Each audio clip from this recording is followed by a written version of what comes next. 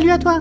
Et bienvenue à toutes et tous pour ce numéro, ce deuxième numéro. Pour ceux qui suivent déjà la chaîne, ça ne vous aura pas échappé du coup que je classe un peu arbitrairement les films par famille. Donc aujourd'hui c'est le numéro 2 des courts confinés, des courts-métrages donc tournés pendant le confinement. Que ce soit sur un ton assez grave, comme c'était le cas dans les premiers cours dont j'avais traité dans le premier numéro, ou ici donc dans un registre un petit peu plus léger on va dire. On a des réalisateurs et réalisatrices là qui ont vraiment utilisé toutes leurs ressources, notamment à l'occasion de concours de courts-métrages sur le net, et c'est littéralement des centaines voire des milliers de courts-métrages qui ont été faits comme ça, et qui ont révélé du coup des talents que personnellement je soupçonnais pas forcément. Donc du très beau monde aujourd'hui, 3 courts-métrages et un court bonus, un peu comme pour le premier numéro d'ailleurs des cours confinés, à la différence près que là le bonus lui aussi a été tourné pendant le confinement. Il y a quelques semaines en arrière, avec ma chère et tendre, on s'est posé devant notre ordi pour regarder une soirée dédiée à des courts-métrages sélectionnés lors d'un concours sur YouTube qui a été lancé par In The Panda. Est-il vraiment nécessaire que je présente In The Panda ? C'est Victor Bonnefoy, un jeune créateur, youtubeur, qui côtoie Fabrice Duvels et Xavier Jans, qui d'ailleurs faisait partie du jury professionnel qui a décerné les prix à la fin du concours. Donc il s'appelait Tu vas faire un film 2, puisque c'était la 2e édition. Victor Bonnefoy, c'est quelqu'un qui est quand même assez connu pour son ton impertinent, mais qui, malgré sa notoriété, reste humble, me semble-t-il, et que j'apprécie parce qu'il n'hésite pas quand même à lancer des petits coups de gueule de temps en temps, comme dernièrement vis-à-vis de Canal+. Donc ce qu'il faut savoir sur ce concours, Tu vas faire un film 2, c'est que c'était un concours à la fois assez libre et en même temps très contraint. Sur la durée des films, 5 minutes, surtout il fallait que les films soient tournés au smartphone, même s'ils pouvaient enregistrer le son à part, et il y avait principalement 3 contraintes qu'il fallait absolument respecter. L'interdiction de filmer à l'extérieur, sauf sur un balcon, 2 phrases que devaient utiliser les réalisateurs, enfin ils pouvaient en utiliser qu'une seule, ou les deux. Nous sommes en guerre et ou l'État paiera, et il fallait absolument qu'il y ait un plan filmé en top shot. Alors pourquoi j'ai décidé de vous parler de ces films-là en particulier ? C'est tout simplement parce que parmi les 30 films qui ont été sélectionnés dans le concours, donc Tu vas faire un film 2, seuls quelques-uns ont été primés, et j'avoue que j'avais été un petit peu déçu par le résultat, d'ailleurs ma chère et tendre aussi. Non pas que j'ai trouvé les films primés mauvais, c'est pas ça du tout, mais il y avait des films du coup qui ont été un petit peu oubliés, et vous verrez sur les 3 dont je vais vous parler de ce concours-là, il y en a 2 qui méritaient amplement d'être récompensés. C'est pour ça que j'ai décidé de vous en parler. Et je vous propose de commencer tout de suite par un petit bijou qui s'appelle La Révolte. Nous sommes en guerre. Ça va mal finir, moi, toute cette histoire, moi, je vous le dis, moi, je suis pas content. Et on les tapera au sol. Flûte, elle arrive ici, vous.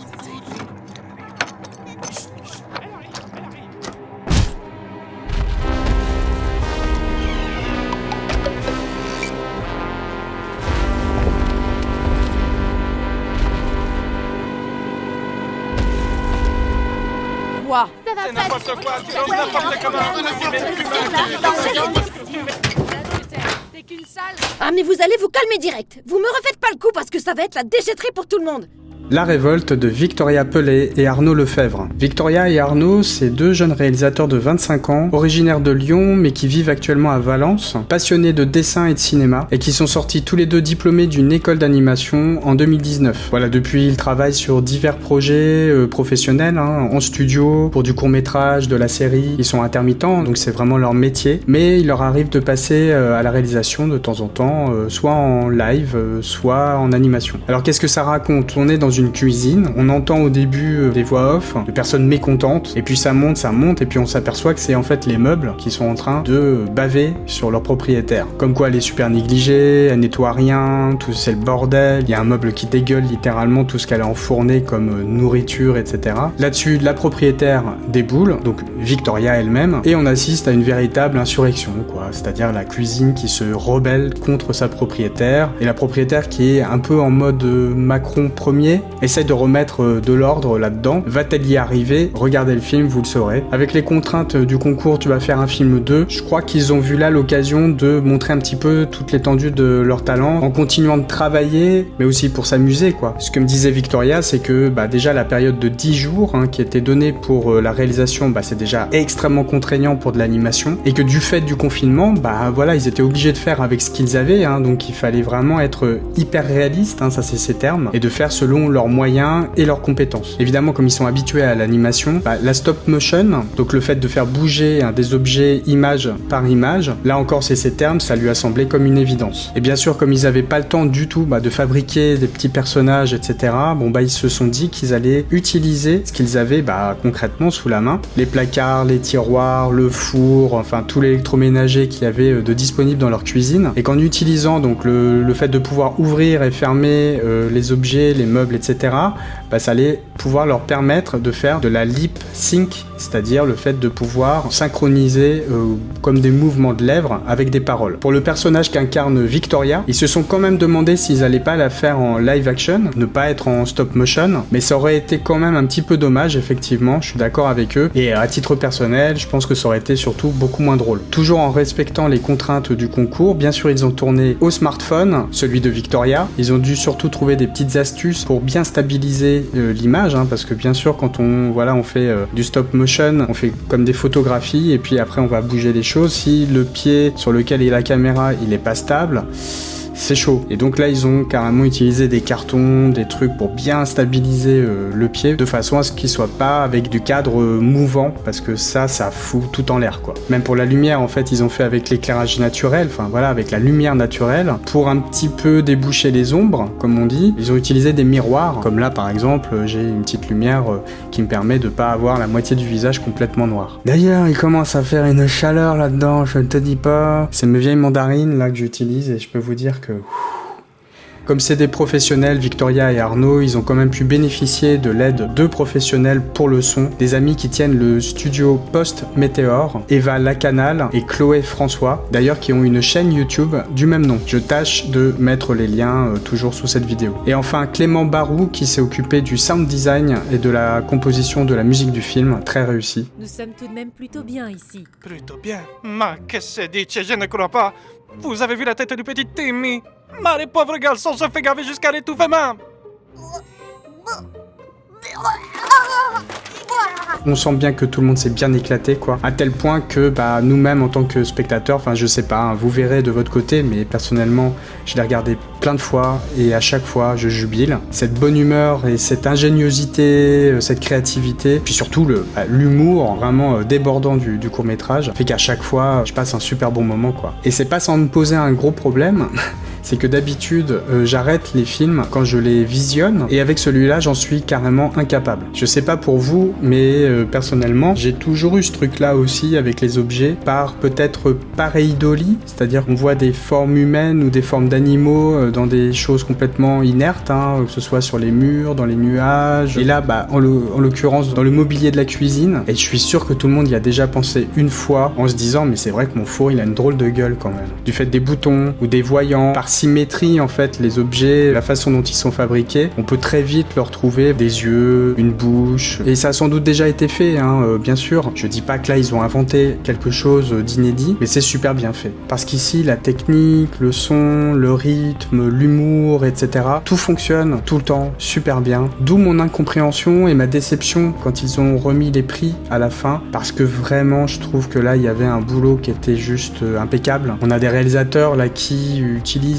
ce qu'ils ont, ils transforment toutes les contraintes en atouts, ils arrivent à déjouer l'image un petit peu médiocre effectivement du portable, le temps très court, les moyens techniques assez basiques, mais bon là on a des personnes qui sont quand même extrêmement solides au niveau réalisation et qui utilisent tous leurs acquis artistiques et techniques pour nous faire passer un moment juste jouissif. Le plus que moi j'y trouve surtout, c'est que le fait du confinement là, Victoria et Arnaud l'utilisent non seulement pour nous amuser, mais aussi nous faire un petit peu réfléchir mine de rien. En 3 minutes, ils font une espèce de mise en abîme de la situation avec l'air de rien, une critique politique et sociale qui est juste super bien vue, en faisant par exemple allusion aux intermittents vus comme des chômeurs, des glandeurs, et puis après le personnage principal qui se pose carrément en véritable petit dictateur, qui parle d'une crise compliquée et que nous devons tous faire des efforts, prendre sur nous. Does it ring a bell? En résumé, en fait, c'est un court-métrage qui arrive à parler d'une situation qui était extrêmement anxiogène, avec beaucoup de recul, mais pour mettre en évidence quelque chose d'assez évident à la fin, c'est l'incompétence, voire l'inutilité totale du pouvoir, tel qu'on le conçoit en tout cas encore aujourd'hui. Hasta la victoria siempre!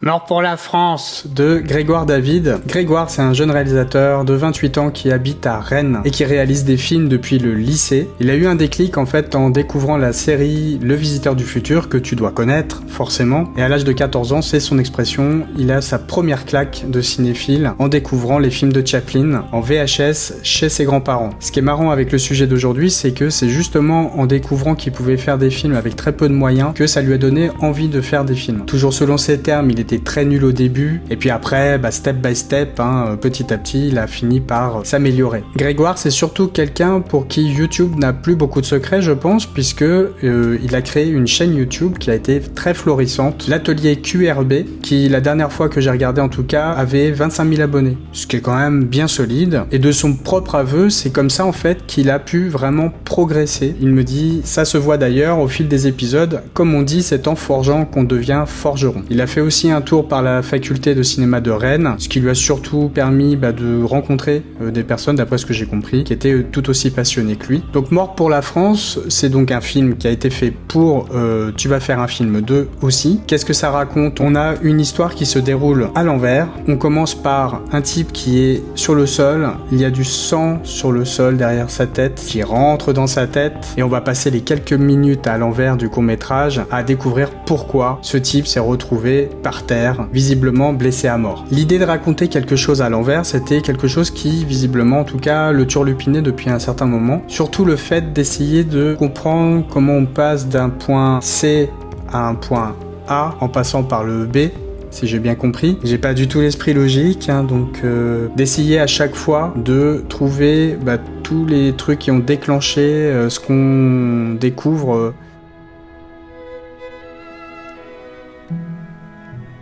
Le personnage qui se relève, qui va à l'évier, on le voit, il remet les ustensiles qu'il a dû enlever pour aller boire de l'eau, et puis après il retourne en arrière, on voit qu'il courait carrément depuis le salon. En fait, c'est vraiment chaque étape sur laquelle on doit se poser des questions en tant que spectateur, mais pourquoi il en est arrivé là? Et il nous donne une réponse, et puis après c'est encore un autre élément sur lequel il va nous amener une autre réponse. Donc en fin de compte, c'est une mécanique qui est hyper difficile à faire. Au final, il s'est vraiment rendu compte que c'était super dur de faire ce genre de film. Je pense que c'est pas simplement le fait de se dire comment le film commence et comment le film se termine et qu'est-ce qui s'est passé entre les deux. C'est à chaque fois de trouver des trucs qui paraissent pas complètement what the fuck et qui nous forcent à nous poser plein de questions au fur et à mesure, à nous demander vraiment qu'est-ce qui s'est passé, mais pourquoi il fait ça, et le tout bien sûr en restant le plus drôle possible puisque c'est vraiment le ton du film. Sur ce court-métrage là, j'avoue que la première fois qu'on l'a vu, il y a même des choses qui m'avaient échappé parce qu'en fin de compte ça va relativement vite, même si on est à la fois à l'envers et par moments j'ai l'impression limite que c'est presque du ralenti, mais c'est peut-être du fait que c'est à l'envers. Tout, absolument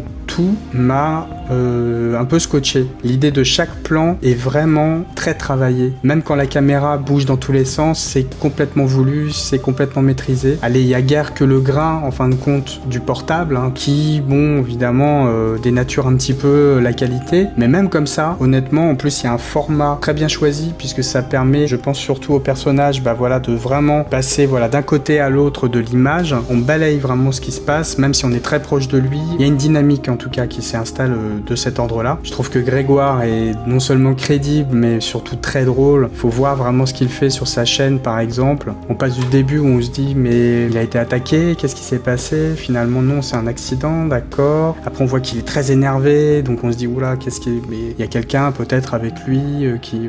On ne sait pas, hein, voilà, on se pose plein de questions. Finalement, non, il est tombé, il a...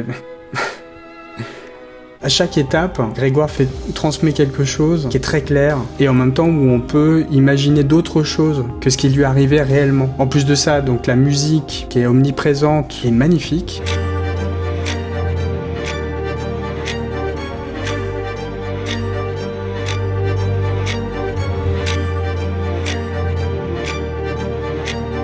Elle est vraiment très très bien trouvée puisqu'elle souligne rythmiquement tout ce qui se passe jusqu'au climax. Et on pourrait presque parler d'un film à chute, hein. Évidemment je vais pas vous la donner, mais la fin c'est à la fois un coup de poing et un franc éclat de rire, quoi. Moi, ce que j'ai beaucoup apprécié dans ce court-métrage, c'est déjà l'utilisation très ingénieuse des contraintes, le fait qu'il soit évidemment super drôle, le côté casse-gueule, vraiment casse-gueule du film raconté en reverse, quoi. Parce qu'on a tous vu des films comme ça avec des passages, au moins des passages qui sont tournés comme ça à l'envers. Souvent, c'est un peu anecdotique et beaucoup trop mécanique. Et surtout, en fait, il y a vraiment quelque chose de très cinématographique, hein, dans le choix déjà du format, hein, comme je disais, mais surtout dans le découpage, la façon dont il découpe chaque action. Il y a vraiment strictement rien d'hasardeux. Et encore une fois, c'est une déception en ce qui me concerne à la remise des prix parce que vraiment celui-là, je m'y attendais. Je me disais, bon, là, je comprends vraiment pas, quoi. C'est les goûts des jurés. Ils ont droit, bien sûr, d'avoir leurs préférences. Mais ce que met surtout en évidence ce court-métrage, c'est la distance qui sépare très souvent la perception qu'on a d'un film de la réalité de sa conception. À savoir, là, sur ce film-là, la plupart des gens qui vont regarder, je pense, vont se dire « Ah oui, le film, il est fait à l'envers ». Et peut-être qu'ils se disent tout de suite « Ouais, c'est un peu facile quand même ». Je serais pas surpris, en tout cas, qu'il y ait beaucoup de personnes qui se disent ça. Et c'est une grossière erreur. Parce que si on se penche sur un très grand film, qui est peut-être la Bible,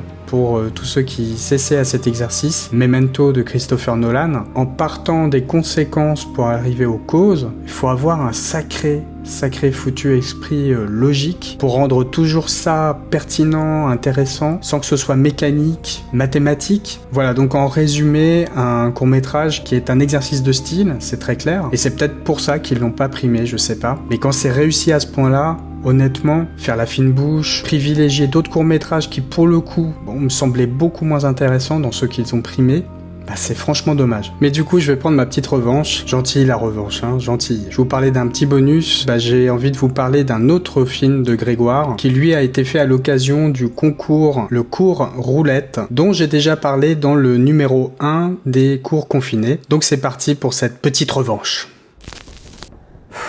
Je perds toujours. J'ai eu la poisse toute ma saloperie de vie. Simple précaution, mon père. Oh, y a pas de mal. Ah, mais allez-y mollo quand même.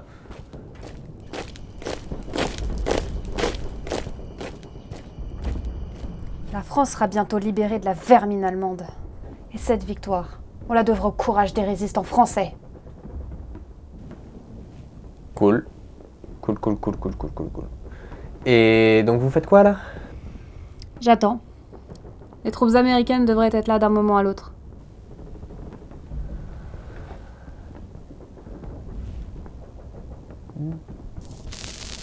Bunker de Grégoire David et Isabelle Riquet, réalisé donc pour le cours Roulette, l'édition spéciale huis clos et qui nous raconte la rencontre un petit peu improbable entre un curé et une résistante dans une cave pendant la Deuxième Guerre mondiale, juste avant le débarquement des Américains. Pour la petite anecdote, en fait, j'avais commencé à regarder ce court-métrage quand j'étais en train de chercher des cours à chroniquer pour le premier numéro et je l'avais pas terminé.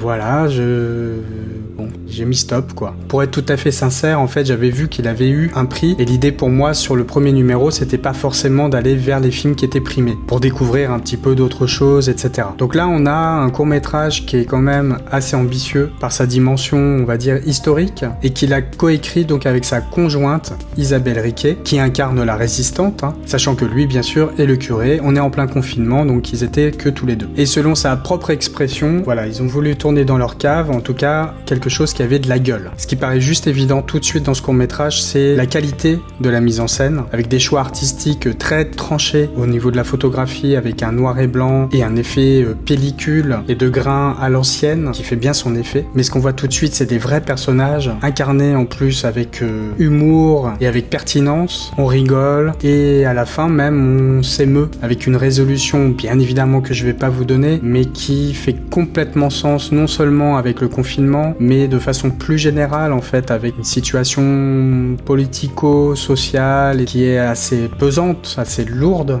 depuis quelques années. Forcément, le parallèle avec une résistante qui rencontre un espèce de planqué, quelqu'un qui a pas trop envie de se mouiller, ça fait forcément écho à une actualité récente. Les gilets jaunes, le milieu hospitalier mis en première ligne, malgré toutes les manifestations qui n'ont jamais fait bouger d'un iota notre cher gouvernement. Voilà, on a des dialogues qui sont brillants, qui sont très bien écrits et interprétés. Change pas de sujet. T'es résistant ou pas? Ah bah oui, bien sûr, moi, j'ai toujours plus ou moins résisté, déjà tout petit. Déjà. Le mot de passe. Le mot de Passe. Bah vous, donnez-le d'abord. C'est moi qui ai le pétoire, c'est toi qui dis. Oh. Bah on le dit à 3. 1, 2, 3. Pas de gris. Une véritable élégance dans la mise en scène, très sobre, avec des plans fixes la plupart, avec quelques recadrages dans l'image, puisque forcément comme ils sont tous les deux, il n'y a personne qui peut faire un zoom. Puis à la fin, quelque chose de très emphatique, avec le personnage de la résistante qui va quitter le curé, avec une grande dignité comme ça, armé de son cocktail Molotov pour aller buter du nazi à l'extérieur, sur une musique juste sublime.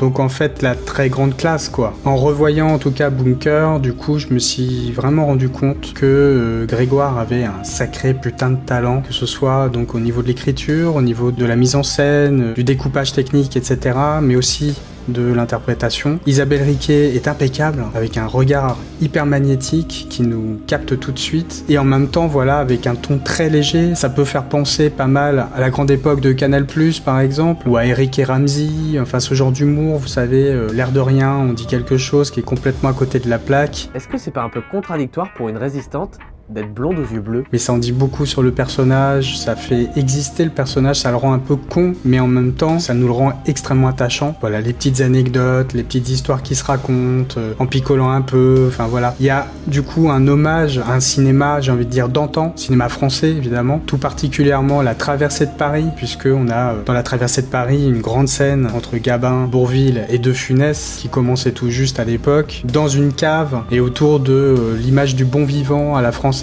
qui aime bien picoler, qui aime bien manger, et en plus sous la menace allemande, quoi, sous la menace nazie. Donc on est vraiment dans cette tradition-là. Et ce qui est très surprenant, c'est que là, pour le coup, on sent pas du tout les contraintes. Des fois, effectivement, sur les autres courts-métrages, on se dit que voilà, s'il n'y avait pas eu les contraintes, on se demande quel film ils auraient fait à la place, etc. Là, on a presque l'impression que c'est comme s'ils avaient fait fi des contraintes, parce que de toute façon, elles étaient tellement intégrées à leur matière de base, que du coup, il n'y a rien de mécanique, il n'y a rien de fabriqué. Oui, on a presque l'impression qu'il a été tourné totalement dans un autre contexte que celui du confinement et du cours roulette. Je vais retenir en tout cas vraiment déjà cet hommage, bien sûr, à des films comme La Traversée de Paris, mais pas seulement, mais je retiens surtout cette envolée lyrique qui fait sortir le film de juste ce côté comédie un petit peu légère pour l'amener un petit peu ailleurs, et qui à la fois va donc totalement coller aux contraintes du festival, hein, et en même temps faire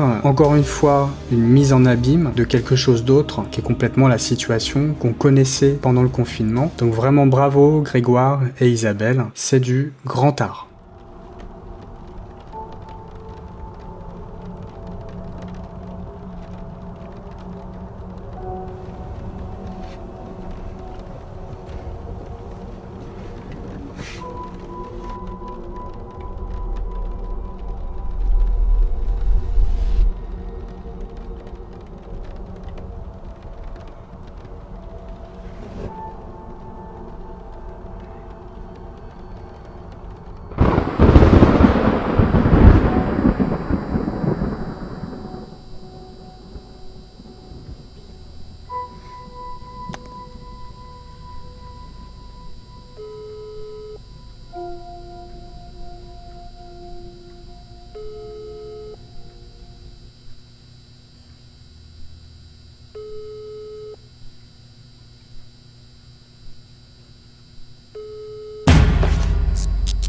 Et pour finir, donc Fumais-tu de Brian Hu. Alors j'espère que je le prononce bien. Et là j'ai l'impression d'être Victor Bonnefoy puisque c'est exactement ce qu'il avait dit. Bref, Brian, c'est un jeune, très jeune réalisateur puisqu'il a 19 ans et qui vit à Valognes en Normandie, près de Cherbourg. Brian est en train de terminer des études de gestion des entreprises et des administrations. Donc il me précisait, je lis, qu'il est très éloigné du monde du cinéma, qu'il ne pouvait pas se lancer dans de telles études pour des raisons d'argent, mais il n'a jamais cessé de réaliser des vidéos. C'est un grand fan de Sam Raimi, Edgar Wright, M. Night Shyamalan. À la base, il faisait des BD, mais en fait, il s'est rendu compte qu'il fonctionnait plus en termes de plans. Et un petit peu en écho à Grégoire, en fait, lui, YouTube, c'est pas en faisant une chaîne YouTube qu'il a commencé réellement à progresser, c'est plutôt en découvrant des YouTubeurs comme le Fossoyeur de films, In the Panda, Durandal, etc. Donc non, en fait, il a vraiment fait sa chaîne YouTube aussi, en 2015, à 14-15 ans, et donc c'est par ce biais-là en fait qu'il a commencé à faire des essais sur lesquels il expérimente en tout cas, et il apprend quelque part le métier de réalisateur. Donc Fumais-tu, qu'est-ce que ça raconte? On a un type qui fume une clope, qui est au téléphone avec un certain Serge, qui apparemment lui dit que fumer est dangereux pour la santé. Et là-dessus, j'hésite à vous dire la suite, tout repose en tout cas sur la cigarette, mais une utilisation, on va dire, absurde, grand guignolesque, délirante de la cigarette et du fait que, justement, fumer tue. Donc là, on va pas se mentir, on est carrément du côté de Sam Raimi pour Evil Dead en tout cas, et de Peter Jackson pour Bad Taste. Il a eu cette idée très très rapidement, en une seule soirée, juste après que le concours ait été annoncé par In the Panda. Il est juste parti de l'idée de quelqu'un qui est au téléphone et qui dit « Allô Serge ?» en référence à Serge Karamazov dans La Cité de la Peur. Oui, on est clairement là-dedans. Pour Brian, il était quand même question de parler de quelque chose d'assez grave, puisqu'il s'est vraiment demandé en fait ce que représente l'addiction pour quelqu'un qui en est victime. Et ce qu'il en a déduit, en fait c'est un petit peu l'histoire qu'on va voir. Le personnage va être attaqué par son addiction. Et je suis bien obligé de le dire, puisque sinon je peux même pas vous montrer des images. Oui, en fait, voilà, on a un personnage de cigarette démoniaque qui vient foutre un peu la zone dans sa vie et qui va le forcer un peu à sortir de ses gonds et à en fin de compte se dépasser, à se révéler comme tout personnage digne de ce nom. Après, moi, mon impression, c'est que c'est là aussi un peu comme Grégoire avec Mort pour la France. On est plus quand même dans de l'exercice de style que dans quelque chose où il y a un véritable grand message à délivrer, que par exemple arrive à faire plus, en tout cas pour moi, Victoria avec La Révolte, où clairement il y avait un positionnement presque politique, vraiment, et avec un recul qui permettait à l'humour d'être vraiment une espèce de soupape. Qu'est-ce qui me fait dire qu'on a plus un exercice de style que vraiment une espèce de film revendicatif? C'est qu'il met lui-même en avant, par exemple, que c'est le format du 4/3 qui l'intéressait, tout simplement pour évoquer quelque chose d'un peu carcéral. Brian, c'est vraiment quelqu'un qui est très visuel, donc il avait tout storyboardé, c'est sa façon de travailler, il a vraiment besoin d'un storyboard pour pouvoir avancer sur son projet. Et pour lui, du coup, c'est les contraintes en fait qui lui ont servi. Il a réussi lui aussi à les transformer plutôt en atout. Voilà, l'espace confiné, le fait qu'il y avait peut-être pas 30 000 façons de filmer tel ou tel décor, essayer de mettre un maximum d'informations dans une image, une utilisation du noir et blanc qui est très différente par exemple de celle de Grégoire. On est dans un univers plutôt mental, avec des Dutch angles, des plans obliques numérique, voilà, des trucs assez tranchés, le noir et blanc qui est très très contrasté, qui fait ressortir toutes les imperfections de l'image du smartphone. Et donc ce qu'il faut savoir, c'est que Brian a tourné ce court-métrage en seulement 2 soirées. Le mode do it yourself, je pense que ce film-là l'incarne, mais totalement, puisque le téléphone portable, étant donné qu'il était tout seul, il fallait qu'il soit scotché sur les murs ou sur des objets, etc. pour tenir. Et d'ailleurs, c'était sa plus grande trouille, c'est que le téléphone finalement se casse la figure pendant une prise. Pour le son, il avait pas trop le choix, puisque son téléphone lui permettait pas d'avoir un son correct. Et du coup, c'était un autre challenge, c'est qu'il fallait absolument tout redoubler en post-prod.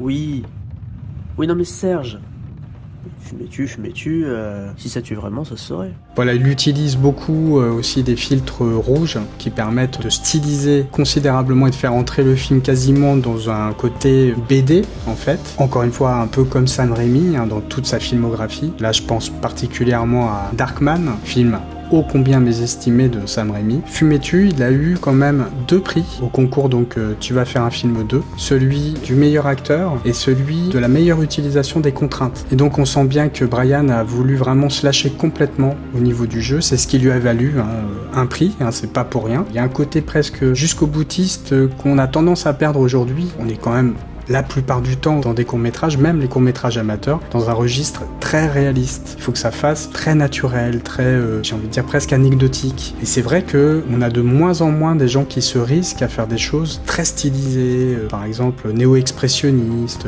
Moi, ce que je retiens surtout, c'est qu'il utilise vraiment toutes les contraintes du concours pour vraiment pousser tous les curseurs le plus loin possible avec le peu de moyens qu'il a. Et ça, c'est quand même assez appréciable, que ce soit au niveau de la mise en scène, du cadre, de la couleur, de la musique. Il y a un truc qu'il fait à un moment avec la musique que j'aime vraiment beaucoup, où d'un seul coup on a vraiment l'impression qu'on rentre dans la tête du type là, et qu'on est en train de devenir aussi fou que lui, quoi.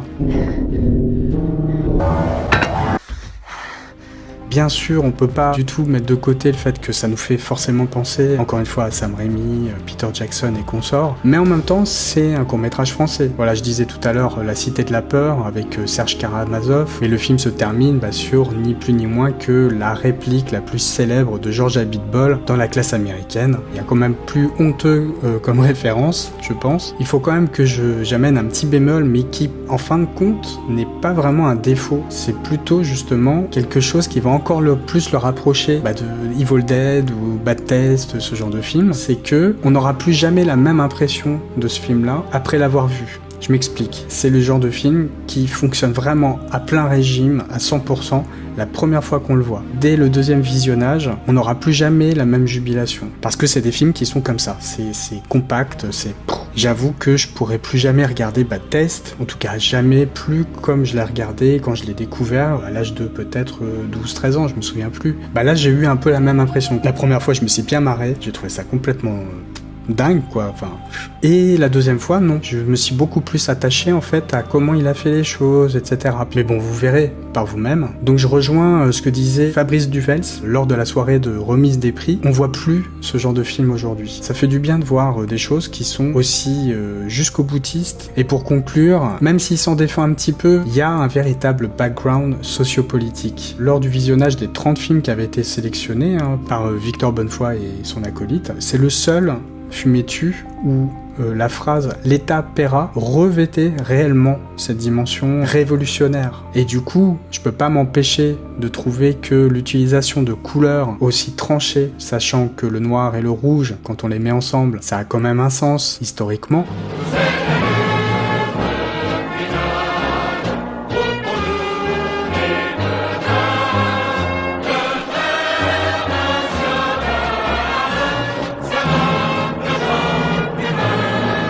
J'ai envie de croire qu'il y a quelque chose peut-être d'un peu plus insidieux que ça. N'hésite pas Brian, si je dis n'importe quoi, te gêne pas pour me le dire.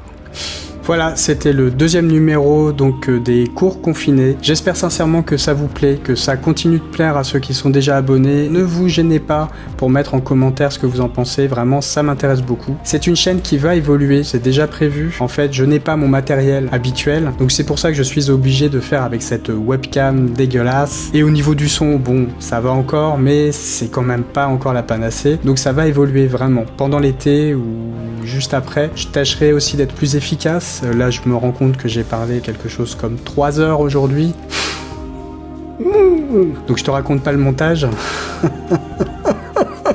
Mais en tout cas, il y a déjà plusieurs numéros de prévus, probablement en mode webcam pendant un certain temps encore. Et puis, je l'espère aussi, de nouveaux formats, voire peut-être une petite surprise avant la fin de l'année, en mode peut-être concours de cours. Quoi qu'il en soit, continuez de prendre soin de vous, des vôtres et des autres.